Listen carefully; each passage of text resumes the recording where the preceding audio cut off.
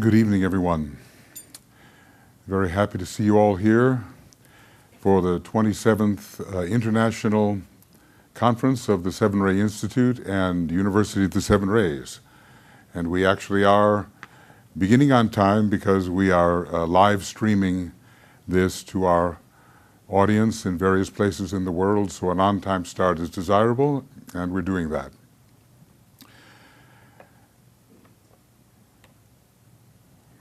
I think the important thing to do is to begin with the great invocation. We'll do it twice tonight. We'll start with the great invocation, and then toward the closing of our ceremony, we will sound it again with the Oriental percussion, temple percussion. This is the mantram of the New Age, the invocation for lighted power.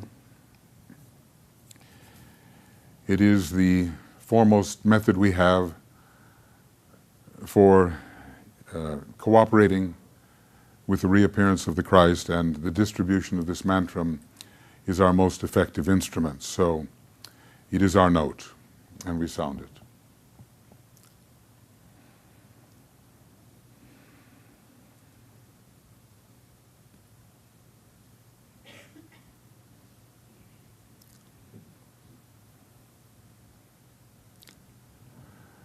From the point of light within the mind of God, let light stream forth into the minds of men. Let light descend on earth.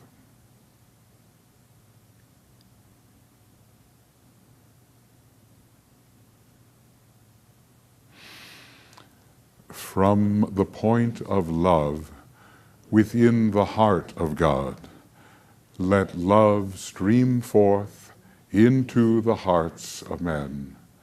May Christ return to earth.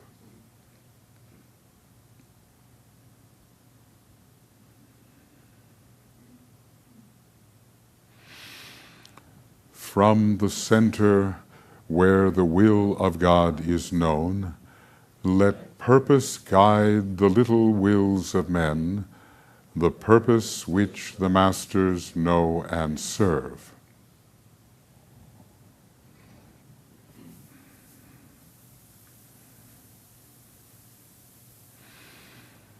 From the center which we call the race of men, let the plan of love and light work out, and may it seal the door where evil dwells.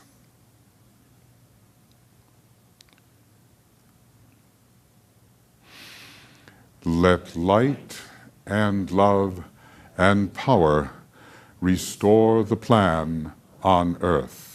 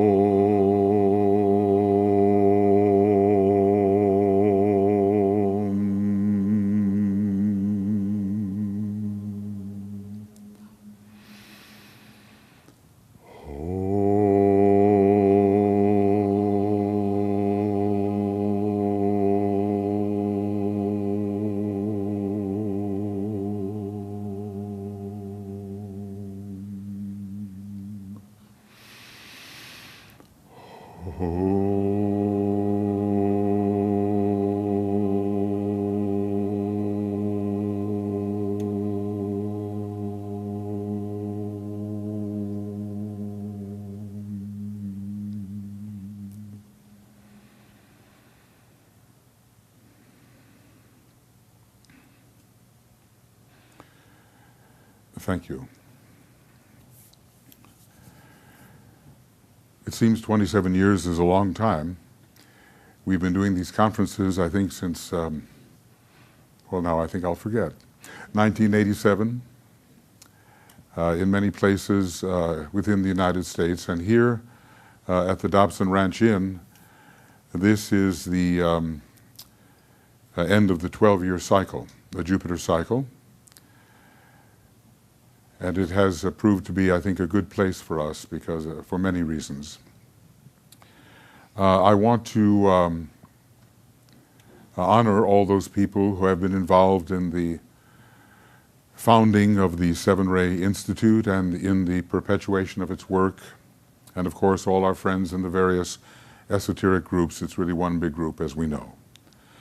I want to honor Marianne Castellino, who has been incapacitated but has given so much of her life to making this a success. So we pray for her welfare and send her the good and sustaining energy.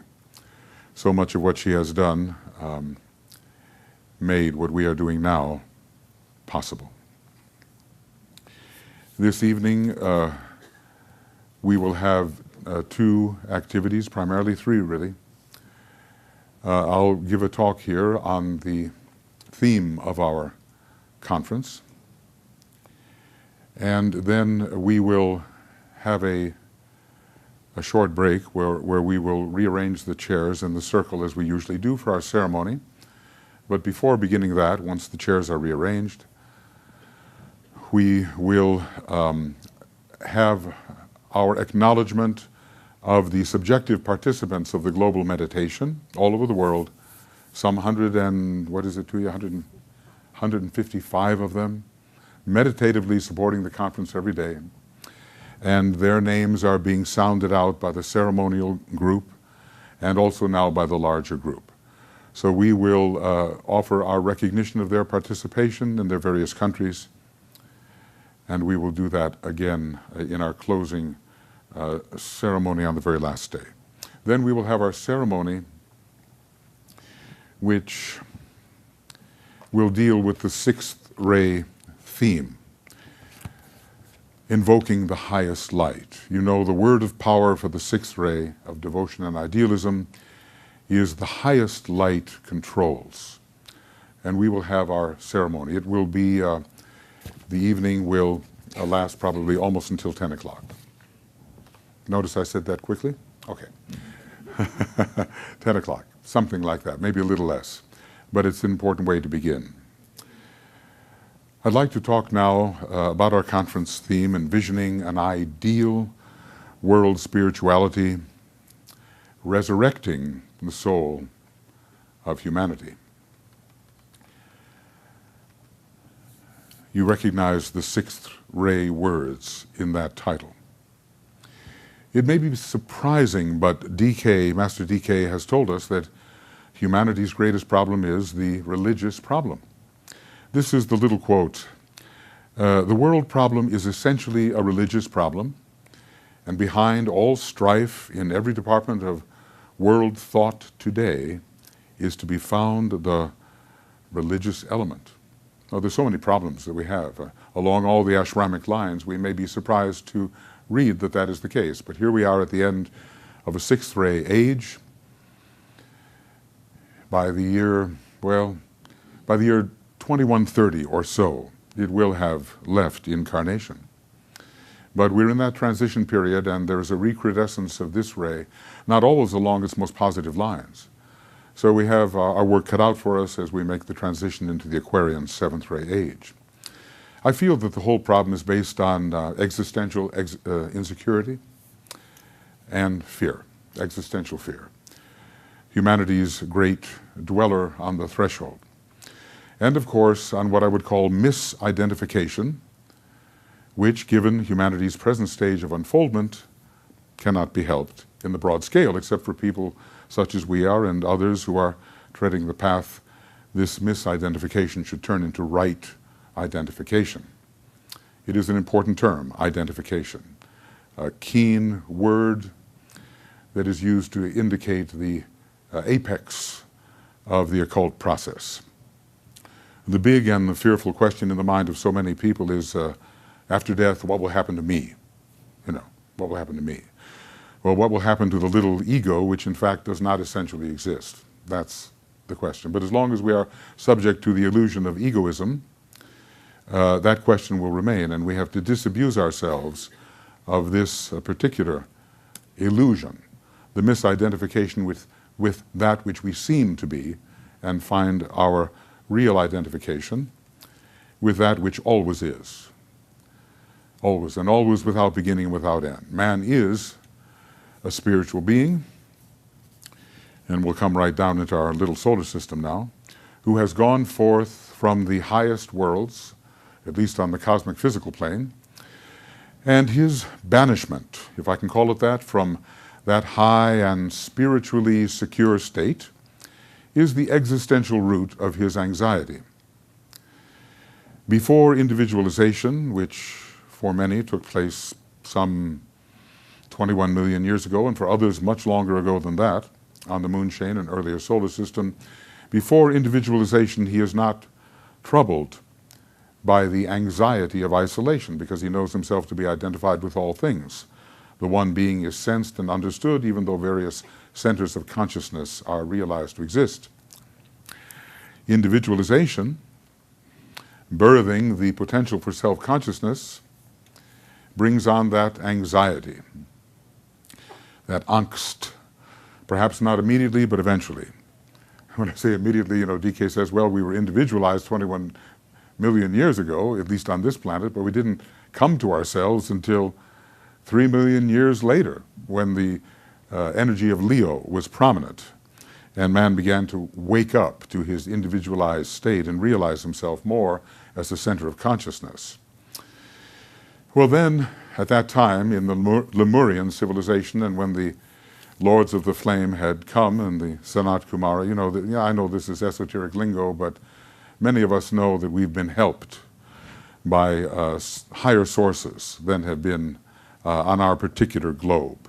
So from some of the subtle globes we know that 108 Kumaras from the, what should we say, from the Venus chain of our particular planetary scheme, they came here to assist with the impartation of the great awakening, illumining flame of consciousness. So when we, as animal man, at least in our lowly state, because we're always conscious as on the monadic state, it's a dual level of consciousness, when we began to wake up to our isolation, we knew a problem existed, and we couldn't articulate it, of course, because we had not the intelligence in these lower levels to articulate, but we had the intelligence on the higher levels. That's the amazing thing. It's a dual process. We had to solve this problem. And many were and are the offered solutions to regain that high state. Of course, our solutions in the Aryan consciousness time is not what they used to be. But at first, we had to regain that very high state of consciousness, not on its own terms, because we couldn't do that, not yet, but in terms of lesser worlds, the lesser worlds in which we found ourselves immersed and in which our consciousness was confined. So we had to work our way toward the solution of the regaining of our spiritual status slowly, slowly in these lower three worlds by many gradations. We are told that in the great tradition that although great and protective laws were given by the so-called God Kings, the Venusianly inspired God Kings, who were really solar angels incarnated in the human form, these laws were ignored. Man has always had a rather rebellious streak. And he traces it, Master DK traces it back to the previous solar system, a rebellion that happened there and a disaster that happened on the moon chain. We've had quite a checkered career here, moving through these various locales. And we kept that, the psychology of our planetary logos, for heaven's sake indeed, is that of a divine rebel. We've got a first-ray monad on this planet, and he tells us that we are the divine rebel. Our planetary logos is the divine rebel, so it kind of rubs off on us. So there was a rebellion, and the great laws were ignored. And thus, man was left to himself. He cut off his own connection with the higher sources over the millions of years due to his mostly unconscious rebellion against these great, beneficent beings who wanted to guide us into a surer path. This is an unhappy past which is not part of the history we're normally taught, but if we go into the Secret Doctrine, we'll be taught that. It's a great history book, isn't it? Madame Blavatsky, she had a lot of the third ray, and she really took a retrospective on history with the Secret Doctrine. And now we're in the middle of the second dispensation, second ray, and the next one starting after 2025, will be on the first ray. And then Master DK's transitional bridging treatises will be completed, and I think he'll be one of the reincarnating or emerging masters, let's call it that way. So these solar angels incarnated in what's called in the secret doctrine, they incarnated in huge tabernacles of clay. Our physical vehicles were pretty big in those days. The 27-foot tall Atlantean man was a shrimp compared to the early Lemurians. So, these are hulking, huge beasts, incredible men. I often wonder what would happen at the Friday night dance. I sometimes call it the Atlantean thud. I think it must have been a very popular time. In other words, they had their music and all the rest of it, but we are, as Madame Blavatsky says, we are pygmies, she says, compared to what they were. But we are a little bit smarter, hopefully. So man had this instinctive wish to rejoin his source. It was built into him. Even in the very early days, we are told that he communicated with his inner God. That there was this indwelling solar angel in many of these beings who were, as we are, human monads, and the communication was very beautiful, very sound, very good. The rebellion had not yet taken place. So there was an awesome type of devotion to these early indwelling beings, we are told. But once the rebellion had occurred, and it did occur, and the Black Lodge fostered this ignorance, there was still the instinctive desire to rejoin the source, but there was no real method to do it, and this had to be worked out. There's a great psychological truth to the idea that God is made in man's image, if you know what I mean. According to the relative ignorance of the human being, so he creates his God. It's also true the other way, God is made in man's image, rather that man is made in God's image. That is true. But we made various types of gods along our way as we tried to reclimb to our former status, driven by the Spirit within us, but unconscious of the process. At first, due to the primitive condition in which we existed, the first solution to the rejoining towards our high state was an etheric physical solution, and it went on all during the Lemurian period. Then, of course, it was followed by the Great Atlantean period, where the solution to rejoining was the experience of certain semi-divine emotional states, where it is still largely today. Because the majority of human beings today are still Atlantean in their consciousness, which is amazing. Maybe 10 or 15% of the people have a mental focus. We still have a lot of work to do, don't we? Then came the Aryan times, which perhaps began 1 million years ago, and according to our friend Philip Lindsay, even earlier, an overlap period about 4 million years ago. The concrete mind was added to the mix, and this is still very much the case. So we have a more mental dogmatic type of solution to the anxiety of separation from divinity. See, separation is the big problem. And in the old Vedanta, basically they said, wherever there are two, there is fear. See, and where there's one, fear disappears. Unknown and unafraid, untouched, for unchanged. You recognize those words. So the god kings of the ancient days were the returning nirvanis from a previous Mahamanvantara, which simply means an earlier solar system. What we're in right now is the 5th solar system, we are told in the occult doctrine, and the 2nd major solar system, where our purpose is to develop the soul. The soul of the Solar Logos is emerging into power, and he is becoming a cosmic initiate, which lifts all of us. So, if we had obeyed these laws from the ancient Nirvanis, which were human beings just like us in the previous solar system, all would be much different than it is now. They offered that which, if followed, could have formed the basis of a universal world religion. This Blavatsky points to. And this all could have been interpreted, had we followed the law, in terms of oneness instead of separation into which we descended. There was no need for us to cut ourselves off from the source of divinity through an overly active concrete mind. and through separative desire. That's what we did.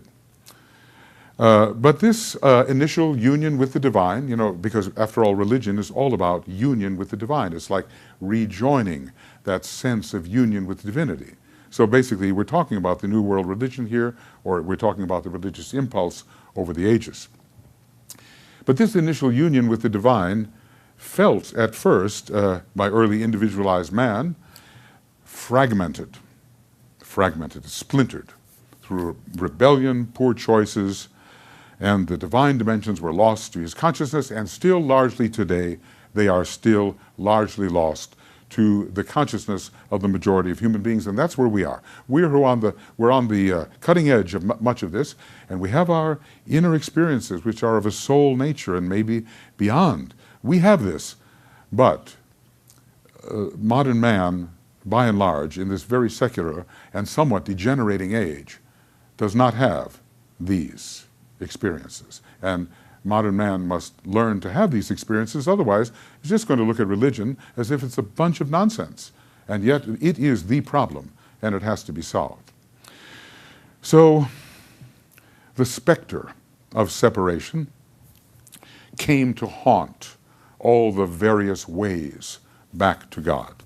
There have been some very good ways. They last for a while. But in general, separation takes over. Maybe in a few of the higher aspects of the great world religions, there is a group within each of these that knows separation to be an illusion. So, thinking humanity, the thinking of humanity, became so separative, and it surely is today, by and large, that it was generally accepted that only one way back to divinity could possibly be correct.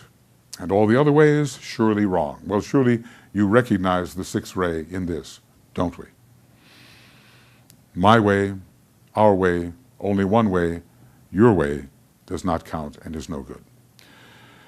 Perhaps there was a greater degree of cultural isolation in those days, at least among ordinary people, and so encounters with other cultures and their religions were perhaps rarer. Now we have one world, internet, we're all together, we see what everybody's doing,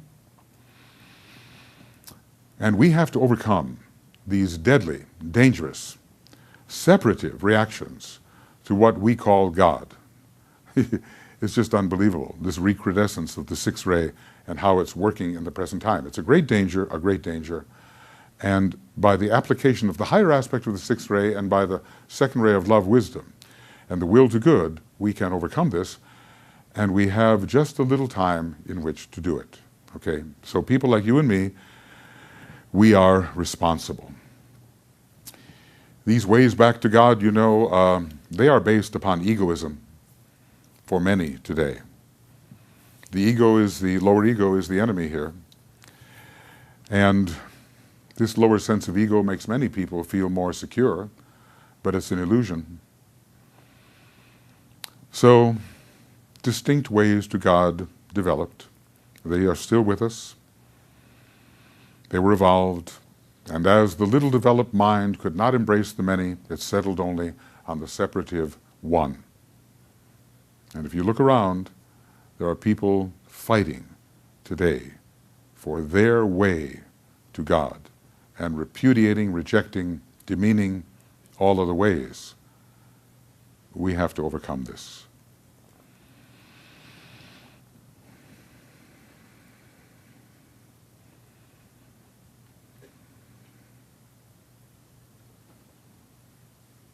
Egoism is involved here because many religions serve the reinforcement of the lower ego.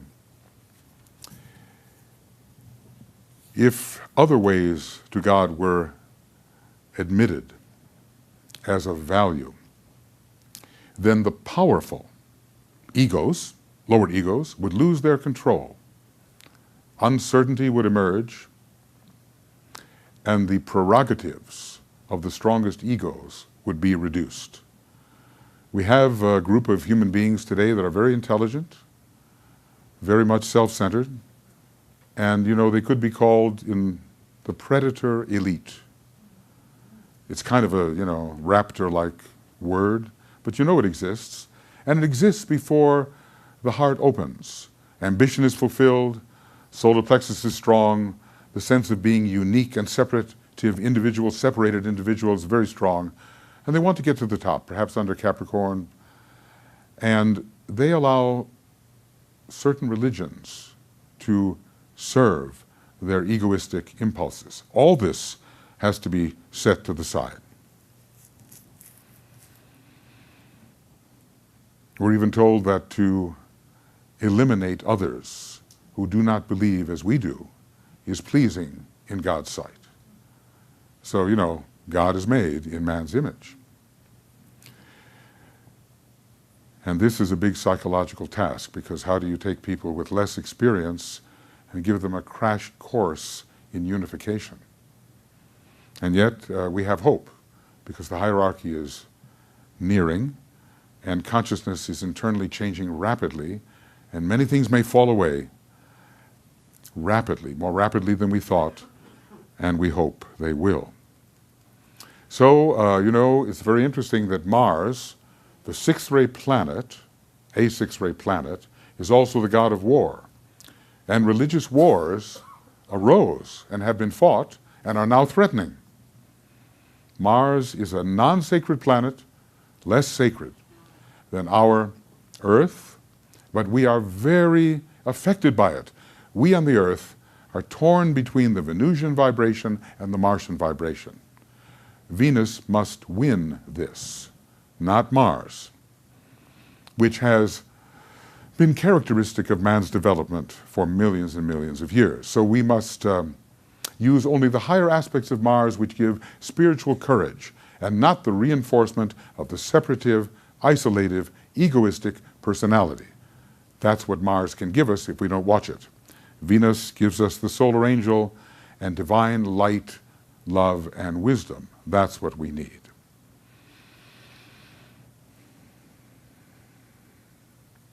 Well, it's just the limitations of the human thinking process.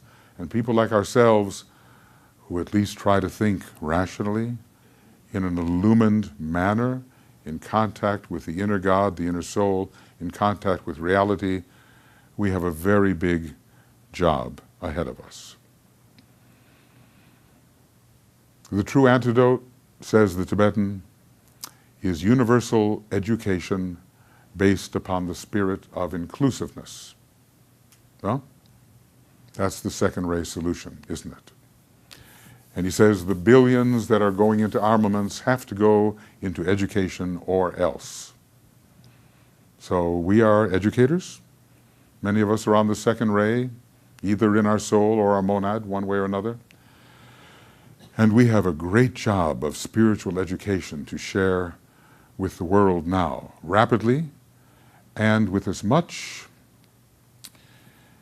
concentrated power as we can gather during these last 12 years of the era of the Forerunner.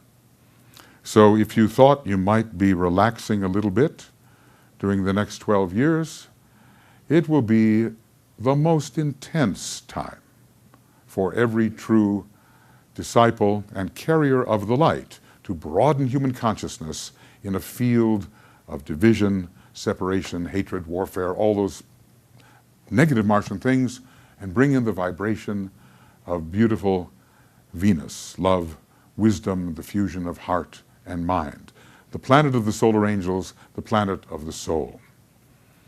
So these days we have a world religiosity full of ideals, often elusive, in many cases blatantly separative, and we have nothing near yet that ideal world spirituality. So let's ask ourselves.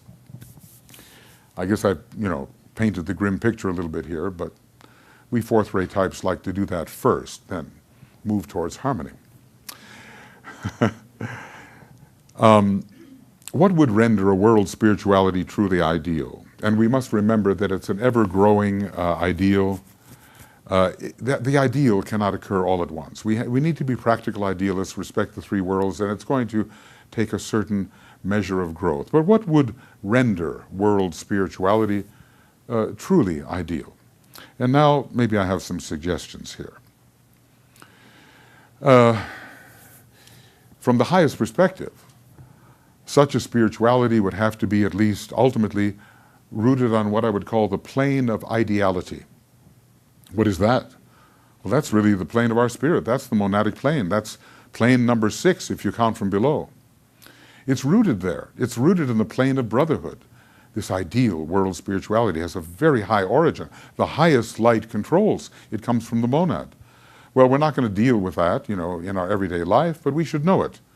We people who are spirit, soul, and body should know our deep monadic spirit roots. Such a world spirituality indeed has to become a world spirituality. It has to be globally shared. It has to be a globally shared approach to divine essentials, but without cultural regimentation. Because we cannot have a totalitarian system in which we're imposing on the uniqueness of the various different approaches which are culturally determined. So the fundamentals, the essentials will be shared, but there will be cultural variety. A totalitarian world religion would be a terrible thing. And DK said in the Second World War, what you're fighting is not the Germans or the Japanese or the Italians or whatever, you're fighting totalitarianism, which is the suppression of the will of God as it appears in diverse forms of expression. Because we're all unique, we're all the name of God, we all come from the highest sphere, we all have something wonderful and necessary, indispensable to share. Totalitarianism crushes that out. So the horrific idea of a global religious police, we don't want that. And that, there's already tendencies towards that. The sixth ray can go crazy, especially when united with the first ray. So you can justify anything when you have that kind of totalitarian system. Any infringement of divine dogma, God doesn't like that, So it's not a pleasant place to be. We will preserve the variety while keeping the essentials unified. And this world spirituality that is emerging will have to be based on scientific principles. Well, it's a fifth ray age, Aquarian age, a fifth ray age. It will be based on scientific principles and certain historical and philosophical acceptances, or realizations as I would call it, which would have to be in some measure proven. So humanity would accept, but not complete proof. At least the tendency toward proof will be there. The total proof will take a long time. So what about this? What about this science? Science and religion. Master Hilarion and Master Jesus, we are told, are working together towards the unification of science and psychism, science and religion. It's indispensable in a fifth ray age. We can't just believe our way into reality. We just can't. We have to become knowers. This is the age of knowers, knowing.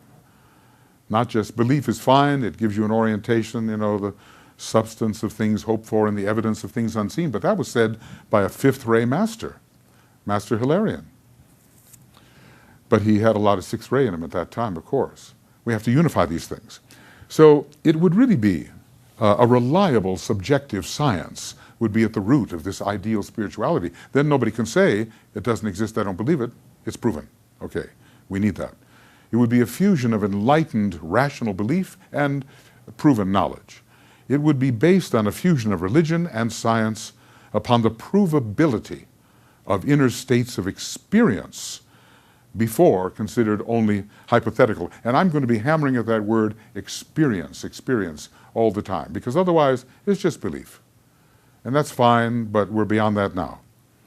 So along this line, an ideal world spirituality would have to be based on the proof of survival of consciousness after so-called death. That would be a big blow against illusion. It's already happening. We have the near-death experiences, and some people are dealing with, telephone calls from the other side or whatever. They're showing up on your computer. The veils are thinning. Okay, the veils are thinning. It has to be based upon proof of the factual existence of inner worlds and dimensions. Well, we're going into the etheric world now, aren't we? But there's more, and these are not just, manifestations of the brain at work. These are real things, and it has to be looked at in that way.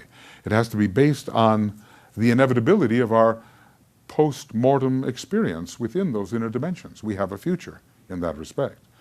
The ideal world spirituality, based on also the eventual return to embodiment by the consciousness which has been liberated from the body at so-called death. In other words, reincarnation is important.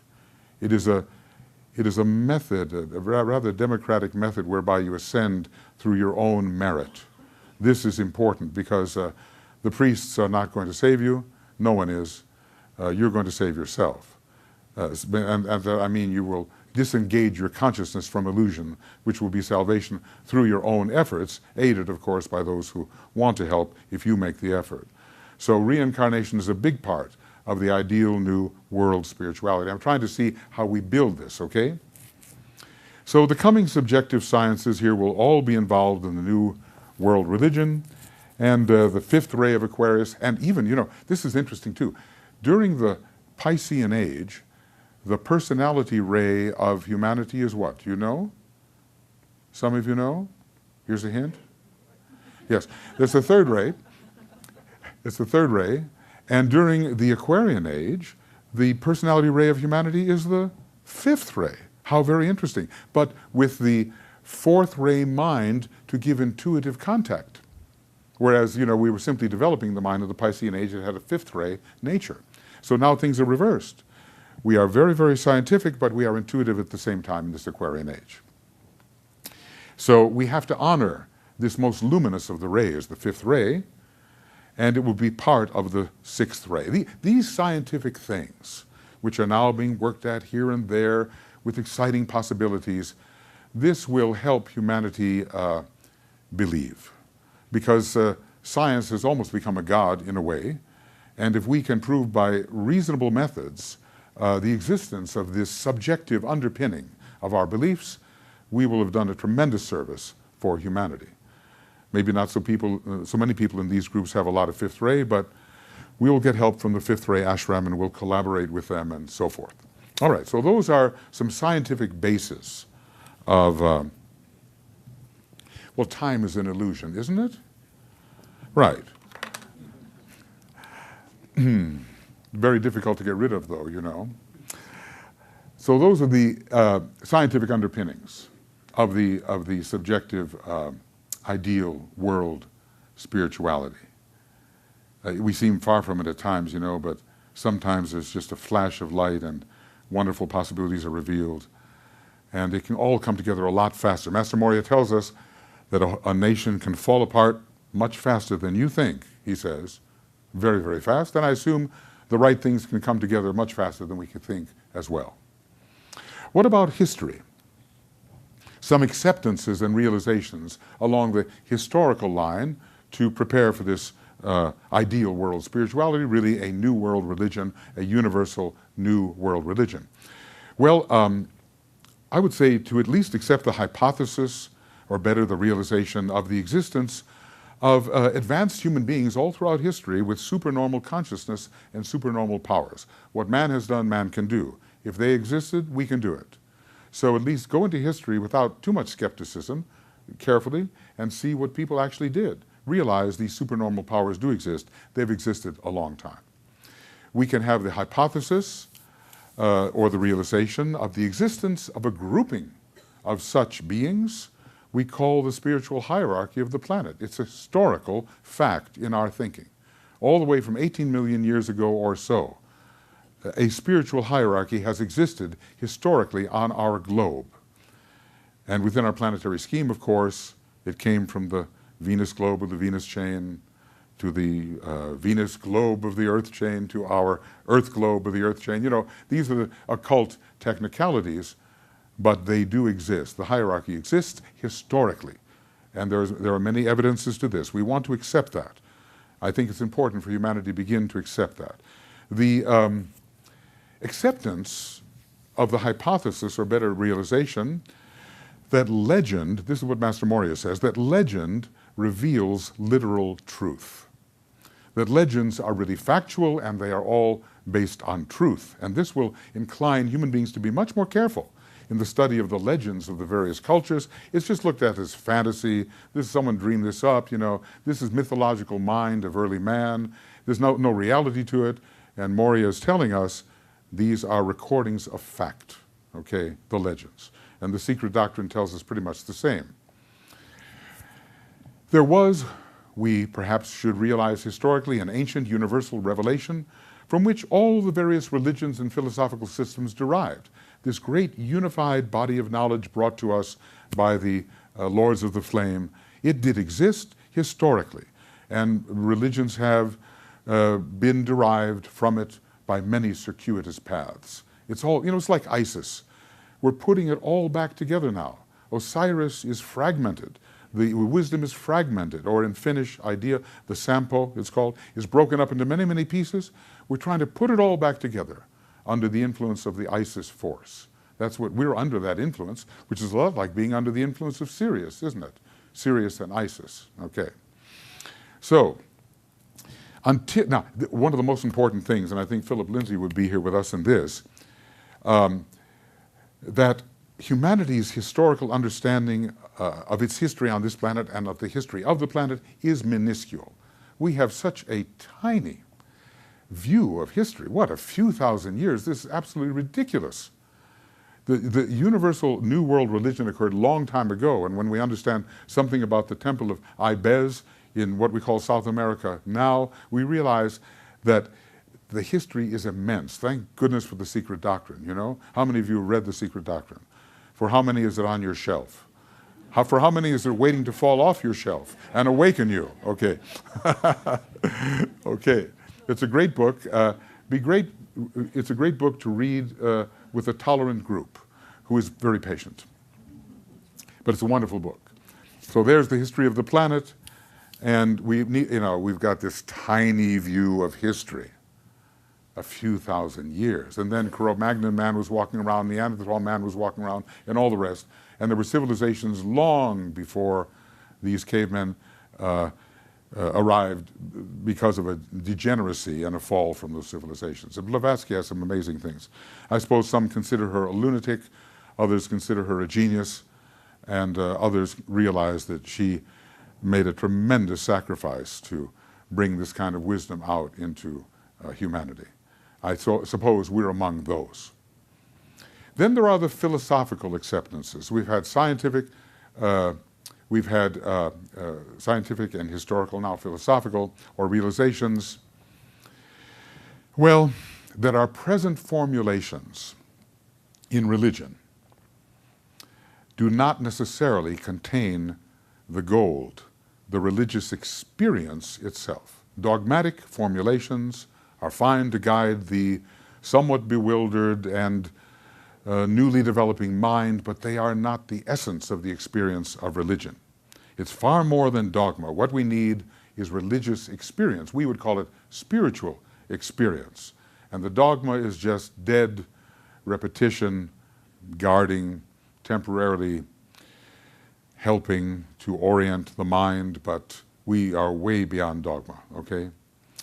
Similarly, we need the realization that the repetition of this kind of dogma may be tranquilizing to some types of minds, or satisfying to the minds and emotions of human beings, bringing a certain sense of security, but that repetition is very far removed from the vital, living, religious experience which sets you on fire. So just the dead letter, you know, so many people, yeah, I don't know if any of you have ever gone to church Sunday after Sunday, but I was a choir conductor for so many years. I started out in Judaism in the age of Aries. I went through the age of Pisces in the choir pew conducting choirs, and now I hope I'm entering the age of Aquarius. But I learned all about Christianity from Pisces, from conducting church choirs, sang all the hymns, learned all the prayers, and figured it was time to move on. So the true but I had a lot of nice religious experiences there. You know, it was amazing. I remember in the old days I couldn't even say the word Jesus. I couldn't even say it. My Jewish upbringing prevented me from saying that word. Of course, I never went to temple or any of that. And I should have. Then I would have learned Hebrew so I could do the Kabbalah now. That would have been better. But I didn't because I rebelled. At least I have rebellion.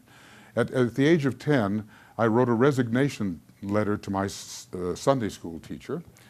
It was a long letter. Everybody else was studying. And I wrote this letter of resignation and never went back. You know, the stories they were telling me, they didn't fit, you know, so obviously something was cooking in here. Anyway, from the age of Aries to the age of Pisces, the age of Aquarius.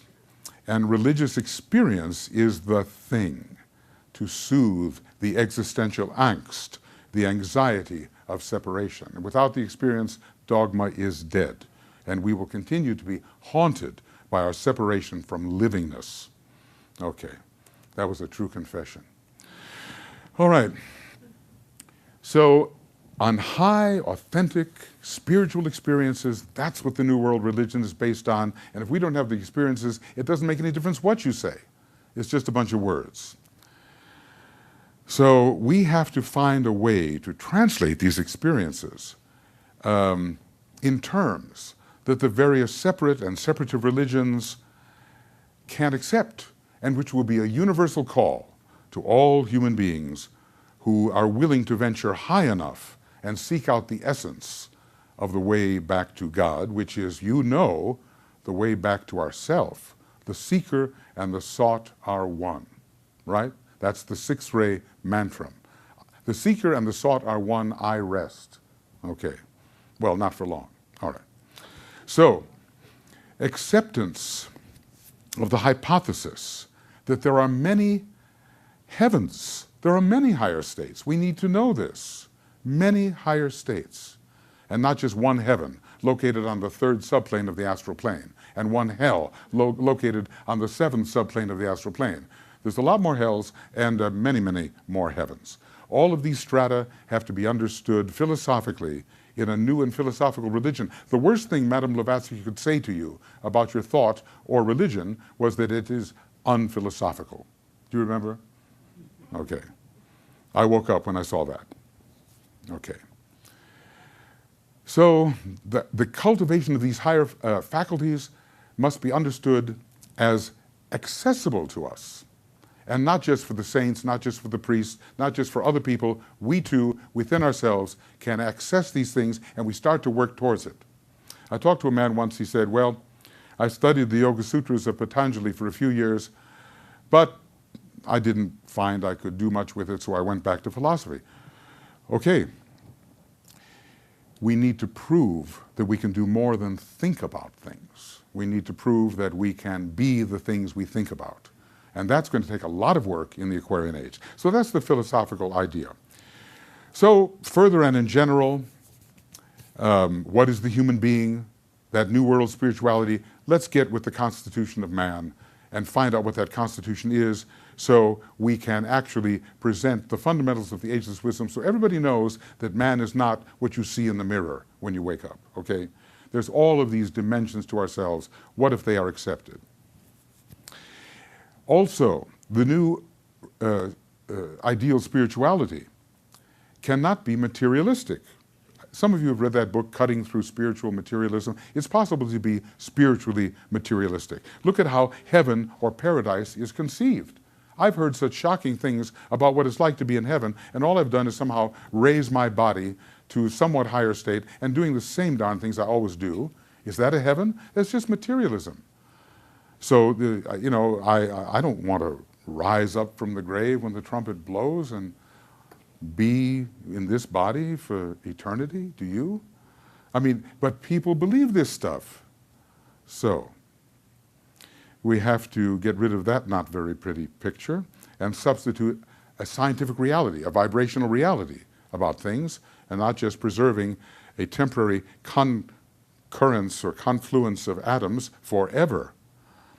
An ideal spirituality must drop the factor of war and fighting over principles, over foundational principles, as is now the case with all the factions which fight.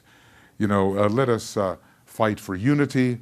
Let us not fight each other about foundational things which we all should understand. let us share the essentials. An ideal world spirituality must leave people in freedom. Well, this takes us right to the four freedoms, doesn't it? Enunciated by that great first-rate disciple, Franklin Roosevelt.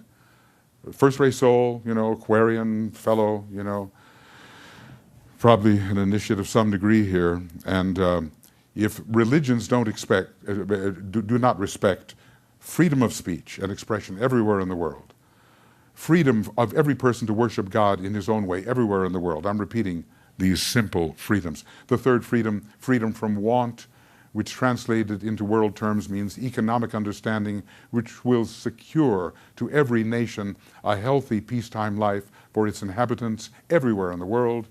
And freedom from fear, which translated into world terms means worldwide reduction of armaments to such a point and in such a thorough fashion that no nation would be in a position to commit an act of physical aggression against any neighbor anywhere in the world. It's like a mantra, anywhere in the world.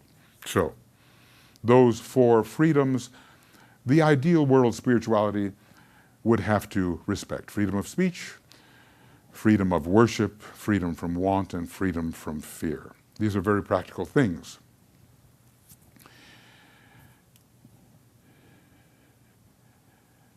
Once there is a sharing of principles held in common because of experience, an ideal world spirituality will foster respect for all paths to reunion which are based upon those principles. Right now we suspect, we are suspicious, we reject. If we all follow proven principles, we can in fact respect each other. And on the basis of that respect, unity can grow. And finally, in the Aquarian age, at the end of it, a great age of brotherhood under Venus can supervene. Well, an ideal world spirituality, Jesus will save me. It only goes so far. No one's going to save you. No one's going to save any one of us, per se. There is a great world savior. There's a great Sanat Kumara, the highest expression of the teaching ray and the greatest savior on the planet. But unless we work out our own salvation, Jesus is not going to save me because I believe in Jesus. I mean, I may rise a bit because of that elevated emotion, which is good. I'll take a step on the path. But what is salvation anyway? It's the extrication of the buried consciousness from illusion, glamour, and Maya, and the entrance into the world of the cosmic ethers, which are a true spiritual plane. An ideal world spirituality will have to restore power and confidence to ordinary people and put their spiritual development back in their own hands. Above all, it will not be disempowering as we have had for so many centuries. We're the priests, you're the people, big difference, and you need us. You have, we know, God within you. You have God immanent. You have reality. You are reality. The empowering of people through understanding their own identity and their ability to work out their own salvation, which is a return to their monadic heights where they already are even now, and that's the great paradox. So, there are many things I have to say here, and but you get the idea. The world spirituality will accord with the universal growth of light, love, and spiritual power. This is the plan in a nutshell, with the illumination of the mind, the revelation of love, the evocation of the will. That's the plan in a nutshell, and an ideal world spirituality will support that. It will, above all, overcome the great heresy of separateness. Master DK says there's only one heresy in all of life. It is the great heresy of separateness. And on the last day, I'll have something to say about that, hopefully. All right, so I'm winding up a little bit here. Only about 50 points left, but I think I can condense. It's always the same, isn't it? These terrible I said it, the third ray, I said the word. Okay, I meant second ray outpourings, trying to be complete on every point, look at it from all the different angles, but you get the idea.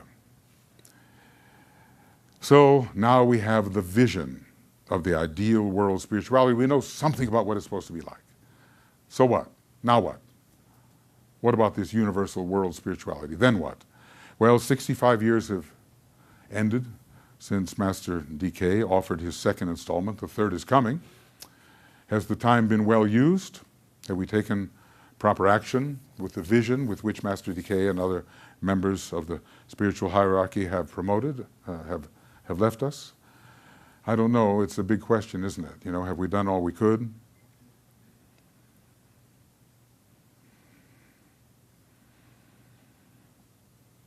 Let's speak about the relationship between our vision and what the soul of humanity must become and what it must do. The soul of humanity, the consciousness of humanity. Let's speak about that. Because the second part of our subject is the resurrection of the soul of humanity, and that means the consciousness of humanity. Well, why do we speak of resurrection? We're not really speaking in Christian terms, are we? It's much bigger than that, isn't it?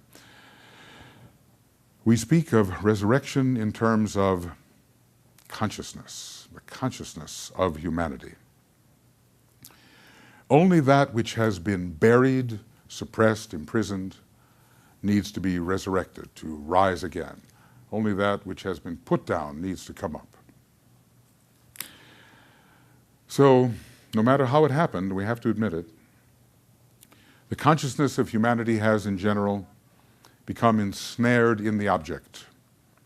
And this is materialism. We have an objectified consciousness.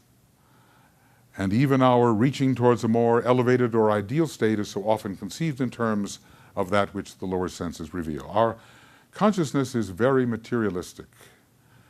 Of course, an enlightened spiritual materialism is on its way in the Aquarian age, but we have to disabuse ourselves of this kind of materialism which holds us to the world of the senses as if it revealed reality. It reveals symbols which can reveal reality, but it doesn't reveal reality itself. The vision, it's the vision of the ideal, which as disciples we are encouraged to cultivate, is a great motivating force, and this is true of all people. So the vision, or ideal that we hold, is based in no small measure upon our belief system. And people act in great measure according to what they believe. So, what do people believe? If they believe they live only once, they will act accordingly. If they believe that we are simply advanced animals and nothing more, they will act accordingly. And so it is imperative that a rightly orienting worldview, be put in place. And that is our task as educators in the world, and especially occult educators, those who embrace spiritual occultism. Where there is no vision, the people perish. We have heard that from the Bible. And the very withering of the law, which we now witness, and its accompanying degeneration of human values, is precisely occurring because we have lost a true vision of reality. Maybe in some lives we've had it, but if you look at humanity as a whole, this is the lost word. This is the lost vision. It is lost. So right now, the soul or consciousness of humanity as a whole, I'm not speaking of you because I know we are emerging, right? We are emerging slowly. The consciousness of humanity is buried in a great error. And it does not understand the nature of this error, and it does not understand that its conception of reality is severely wanting. Some few come closer. There are some few who live free of glamour, illusion, Maya, but billions are living in this suppressed consciousness, a soul buried, put down, immersed in error, and blinded by a blinding veil, its own illusions, largely connected with lower ego and egoism and the illusion of separation. But we have the ageless wisdom. Think, I mean, you must have some gratitude for that, right? Think of what the ageless wisdom is. And you have it. You have the beginning, the open door to that. Think of what your life would be like without the ageless wisdom. We have that. We have what we need. So we can help orchestrate this principle of return in which we are all now involved. This resurrection is really a principle of return. We have something called the Law of Monadic Return. It's the story of the prodigal son. We're all on our way back. The principle of return. We are at the beginning of the resurrective process. And we are under the influence at this Aries time of the forces of restoration. Also a sign of resurrection, a major sign of resurrection. When you look at the seventh initiation, the initiation of resurrection, that's an Aries initiation. So we monads, we're on our way back, prodigal sons, according to the principle of monadic return, and we are now beginning the resurrective process for humanity with the impending first initiation of humanity. That's the beginning. One day we all turn. We all repent. We all turn back and come to ourselves and say, you know, even a servant in my Father's house has more than I have in this dark and distant land. DK talks about the land of distances. Do you remember the quote? The black brothers, the brothers of darkness, the brothers of the Black Lodge, they have journeyed far into the land of distances, and they have not repented and returned. But we are on our way back. We are part of the great resurrective energy which is going to restore us to pristine monadic power, which doesn't mean we can't be effective in the worlds of illusion as well. So resurrection is a natural and inevitable process in the spiritual scheme of things, and the time has come for the first stages of this process. This planet is rising, and its soul ray is going to be expressing what is that soul ray on our planet. It's not the third ray, is it? It's the second ray of love wisdom. So initiation is essentially resurrection. And the first initiation looms ahead, and when the Christ returns, it will signal that humanity has taken the first initiation. I thought that was an amazing thought. Not all of humanity, but enough to leaven the loaf, you know? When the Christ returns, it is the signal, the symbol that humanity has taken the first initiation. This is an amazing thought to me. And it's not so long. 100 years, 50 years, 100 years, 150 years, we don't know. At such an hour as ye think not, he will come. We don't need to run around saying, lo here, lo there. We just need to work on ourselves, work on society, work on all our relationships, and prepare his way. But because humanity has so grievously erred, and those are the words of Master DK, has so grievously erred, there is a keen necessity now for the inauguration of the process of resurrection. I like being able to talk about it in the sign Aries, to remind humanity of what it really is, to restore it to its high prerogatives, which have been squandered in a foreign land. What a waste, what a waste. Squandering our divinity in a foreign land. Yes, we have to move through all that, of course, but we stay there too long, spending our essence where we do not need to spend. So resurrection is the triumphal aspect to the story of the prodigal son. Of course, in this context, we're not really speaking about the seventh initiation. That's coming. Great beings such as the Buddha and the Christ, they haven't even fully completed the seventh initiation. But we're talking about the elevation of human consciousness out of misidentification into which it has descended and in which it has been mired since the spiritual hierarchy withdrew at the end of the great Atlantean War millions of years ago. Maybe 4 million years ago, says Philip. That is the resurrection of human consciousness. Misidentification, we don't know who we are. That's the whole problem. We don't know who we are and what we are. That's the basis of everything. A motivating vision must be presented to humanity, a vision humanity will be inspired to pursue and which it will deem as of the greatest value. There can be no commencement on the path of salvation until this vision is shared in principle by millions, and that's our educative task. Deep down, human beings are sick and tired of the obvious and of the possibilities which exist in strictly human life in terms of the lower senses. Fed up, fed up. Pluto is here. Pluto is now with us. Before the Christ comes, it's Pluto, it's Vulcan, and Pluto is all about being fed up with the present and the past and wanting to move into the new. Aries, Pluto, Shambhala. The spirit longs for far more. In fact, the spirit longs for itself. That's what the spirit longs for. At the very least, another dimension has to be added. And fortunately, we are on the brink of the realization of the fifth kingdom of nature, that it is a reality. So you can, people like ourselves, we can just feel these other dimensions that are emerging. And it's such a joy, it's such an exhilaration. It's what you live for. And that enthusiasm, that fire of love and light and the will to good, that has to be communicated by us to others, but that's because we are that. If we just talk it, we're not that. So we have to find a way to be that. So there's a deep thirst for this kingdom, this fifth kingdom of nature, and any vision offered to humanity which does not offer a way into the fifth kingdom will fall short of innate human expectation at this time, driven by the impatient spirit, which always breaks down everything that is in the way of further return to itself. The spirit within humanity is driven by the intention of the planetary logos. The logos is pressing for more. The logos is having an initiation on our planet, a fourth initiation right on our planet. Deeper, higher, better. We are all part of this press forward, driving forward through space, progress onward, and ultimately this cannot be resisted.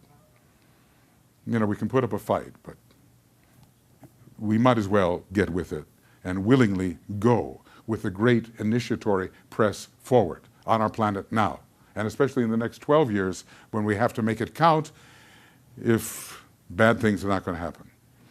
All along the 7 ashramic lines, the work is proceeding, the work of resurrection, resurrection understood in this way. All the ashrams are needed, and certainly each one of us has his or her role. We are part of a great struggle, which must occur before resurrection becomes possible, before the first initiation becomes possible. Vulcan and Pluto are doing their thing, and here's what he says. Don't you like Vulcan and Pluto? Aren't they pleasant planets, At the first initiation, the disciple has to contend with the crystallizing and destroying forces of Vulcan and Pluto. The influence of Vulcan reaches to the very depths of his nature, whilst Pluto drags to the surface and destroys all that hinders in these lower regions. Do you feel it going on in yourself? Can you see it going on in humanity? Is it not happening?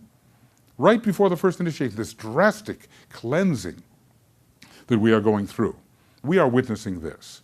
The reappearance of the Christ is imminent. It's a great spiritual fact, and in that fact lies the hope for humanity and our planet. And what's required? 3 simple things: sharing, peace, and cleanliness. I know my wife will be happy about that. She just pointed at me. Okay, let's share enough. Let's have a measure of peace, and let's clean it up.